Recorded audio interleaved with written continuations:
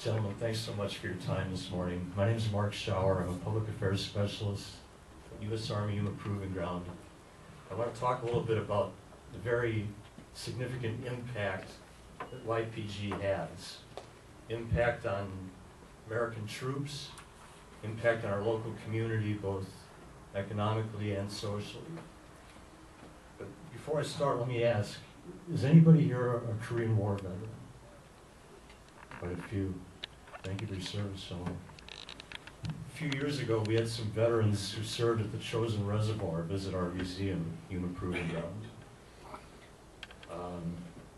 One of them I spoke to was a man named Lacey Bethia, and he told me how at the frozen Chosin in 1950, when most American civilians are back home eating their Thanksgiving dinners with their family, he was subsisting on Tootsie Rolls, because that was the only part of his sea ration that didn't freeze in 30 below weather.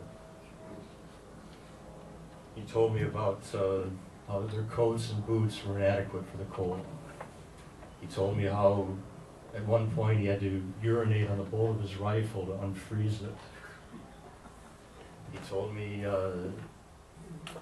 unfortunate ones, the firing pin on their rifles, the extreme cold rendered it inoperable.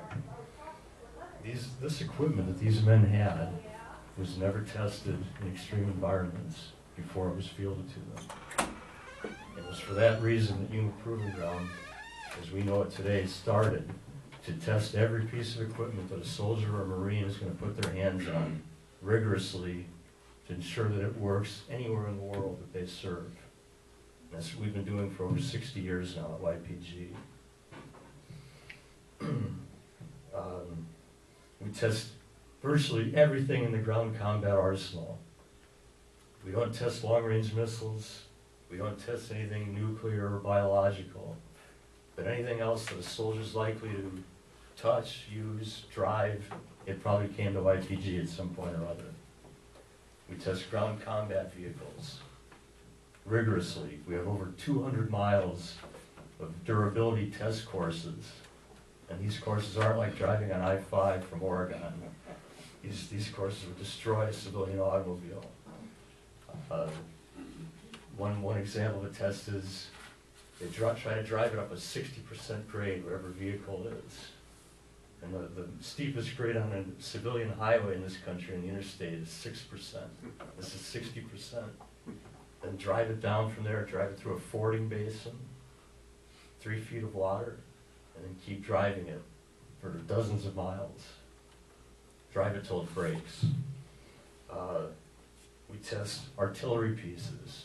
We have the longest overland artillery range in the Army. We test unmanned aircraft. We test attack helicopters and weaponize them, like the Apache helicopter. During the early days of the Iraq War, our troops, the biggest threat initially was mortar attacks. We tested technology to detect incoming mortar rounds that allowed the troops to pinpoint where those mortar fire was coming from and direct their return fire in the right place. And when the enemy switched to roadside bombs because the mortars weren't effective anymore, we tested jamming technologies to stymie these roadside bombs from being detonated.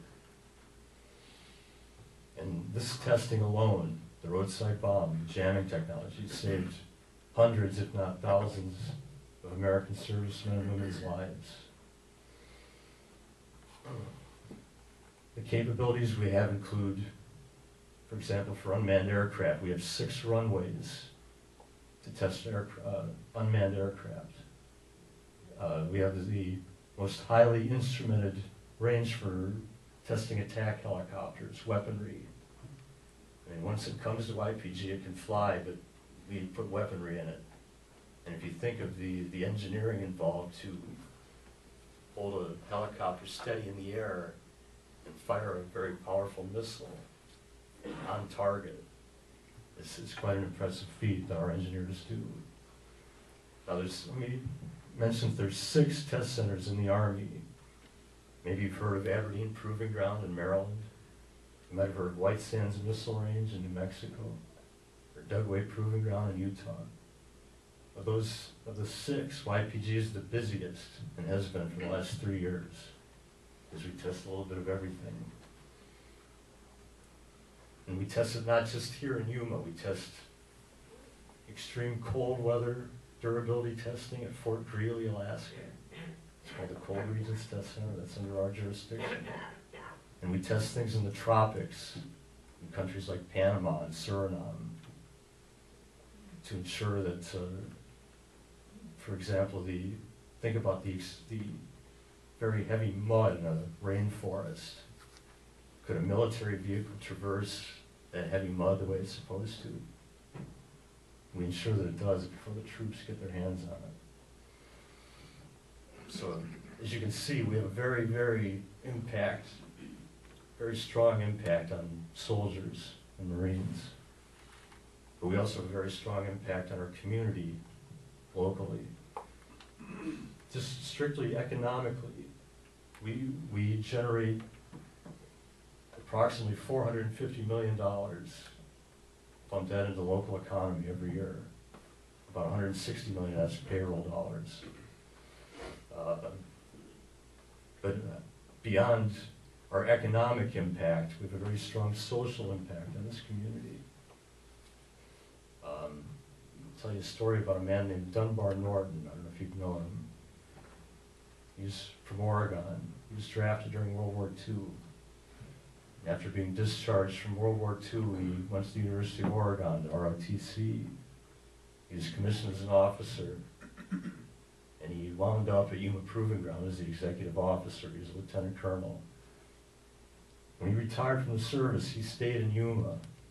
He became the first director of economic development for the Yuma Chamber of Commerce. And in that capacity, he brought in 2 large industrial parks that brought good jobs to a community that usually has some of the highest unemployment in the nation. He's served on the boards of a myriad of local volunteer organizations, community service groups. He's had a very strong impact on this community. And it was Yuma Proving Ground that brought him here initially. He told me he'd never heard of Yuma prior to being stationed here in uniform. Now, I hope some of you are members of the local VFW in the foothills. Anybody here remember? You probably know Ron Gage, the quartermaster. He was the garrison manager at YPG for many years. I have kids. There's a park in town called West Wetlands Park. There's a Frisbee golf course that the kids like to use. It was a contractor at YPG that spearheaded and designed that course. You know a man named Bud Johnson. He's the head of the local NAACP. He was the EEO officer at YPG, Equal Employment Opportunity Officer, for many years. Virtually any community group you can think of, Kiwanis, Rotary, they've had members and leaders that worked at YPG. So YPG has a very significant impact on our community life, as well as our economy. I thank you for your time this morning, gentlemen. It's always a treat to speak about YPG, especially in front of such a receptive audience. I appreciate your time. Thank you.